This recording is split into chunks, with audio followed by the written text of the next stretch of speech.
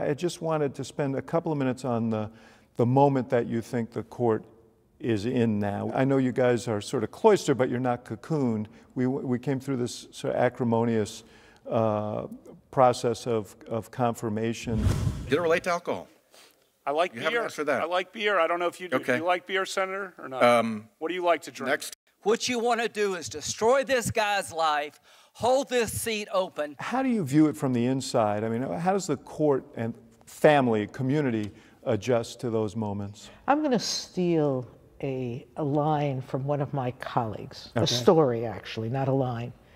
And it was Justice Thomas, who tells me that when he first came to the court, another justice approached him and said, "I judge you by what you do here. Welcome."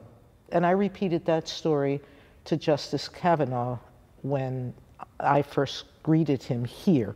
Now, I've known him, I've known of his work, but when you're charged with working together for most of the remainder of your life, you have to create a relationship.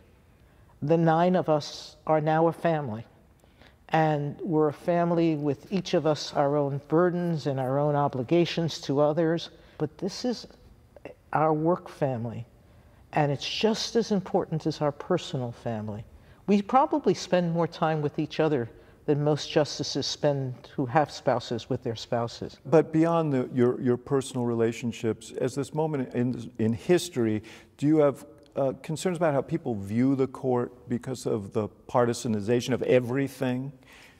Is a concern, obviously, to the extent that we're citizens. And all of us have a passion about this country and about our Constitution and our system of government.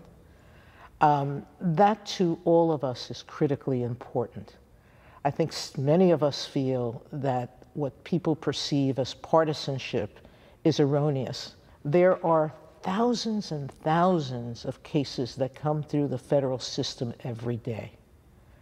95% of them are resolved in the district, on the trial level, on the district court level. Only 5% of those cases are appealed. That means that the vast, vast, vast majority of people have gone through our judicial system and accepted its judgment.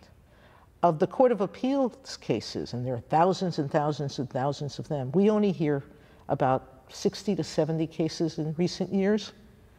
And anywhere it's been as high as 40 to 70% of the cases are decided almost unanimously. There is certainly a percentage of cases that are not. And we have our share of 5 to 4 decisions. But is it partisan, or is it because, as I believe, we approach judicial decision-making in different ways? Judges are given a toolbox of interpretive tools, and with it we come to our conclusions. If you build a house with one tool, it looks one way. If you pick a different tool, it looks another way. Mm-hmm. And that's what happens. And so that the political parties have aligned themselves with certain of our judicial approaches, we can't control. And I'm saddened that they are viewed as partisan in that way. But I don't think it's a fair judgment of what the court does every day. But surely you know that this court is going to be, probably for the duration of your tenure on the court, a conservative court. I don't know what that word means.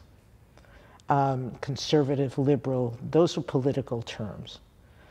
Do I suspect that I might be dissenting a bit more? Possibly. But I still have 2 relatively new colleagues, one very new colleague, Brett Kavanaugh and Neil Gorsuch, and we've agreed in quite a few cases. We've disagreed in a bunch, but, you know, let's see.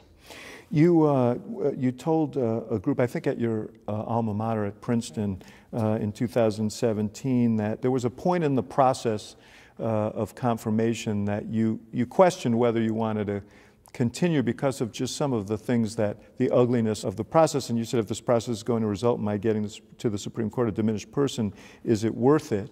Now, your friends talked you out of that, but it does speak to the nature of the process. It is by definition, especially in the modern era, a very rough process. It is.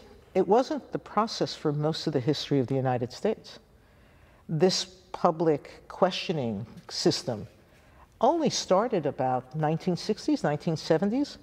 Before that, there was a long period of American history where candidates, applicants, whatever word you want to use for what we nominees, are, yeah.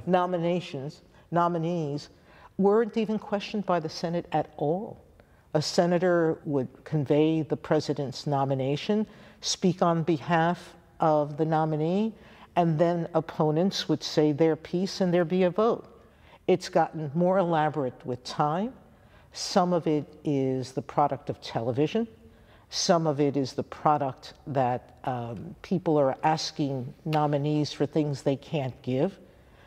You know, what's important to people is what's important to them in political campaigns. How are you going to vote? But that's something a judge with integrity or someone who wants to be a judge with integrity would never say. I know you're not going to comment on the specifics of the Kavanaugh hearing, but you know it became a flashpoint for this Me Too movement. And you wrote in your book about the barriers and the kind of difficulties that women faced when you were coming up as a young prosecutor, including elements of harassment. Did you face that? I don't know that I experienced harassment in the way that people are describing. Did I have moments where a supervisor acted in ways that I wish they hadn't? Absolutely. I think it's a given, Justice Ruth Bader Ginsburg has spoken about it, that big and small things happen to women all the time. The off-colored jokes that really shouldn't be told do happen. The supervisor who says something that makes you feel uncomfortable. The supervisor who asks you or tells you something about their feelings about you, and you have to look at them and say, I really think you're a wonderful person, but I don't feel the same way. Thank you.